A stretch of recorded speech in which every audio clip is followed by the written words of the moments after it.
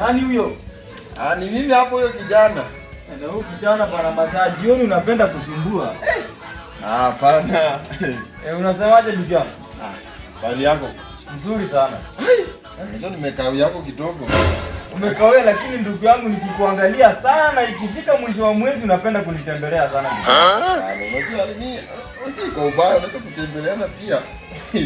Hata mimi nilikuwa nimeona nimekuu sana.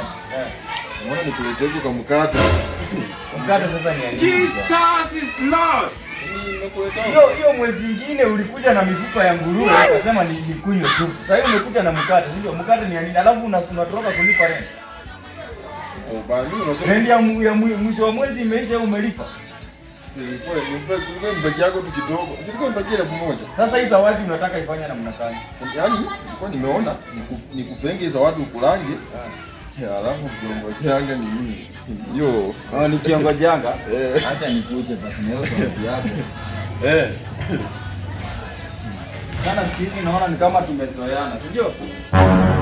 Shika hii chai, kunywa na hiyo mkate yako umalize, alafu sasa rent yangu ulipe sasa.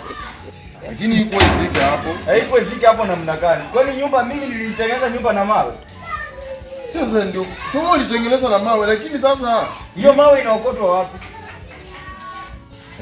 Lakini si kwa ubaya, mimi nimekuletea tu hii. Nimekuambia kunywa hiyo chai na hiyo mkate yako, alafu rent yangu nataka ya miezi 3 kwanza.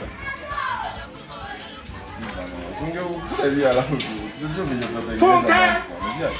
Unajua sasa hivi sitaki kitu kingine. Hii mwisho wa mwezi ningoje sasa unisubiri. Sasa ni kama kuna mambo mengine kijana, ndio? Iko.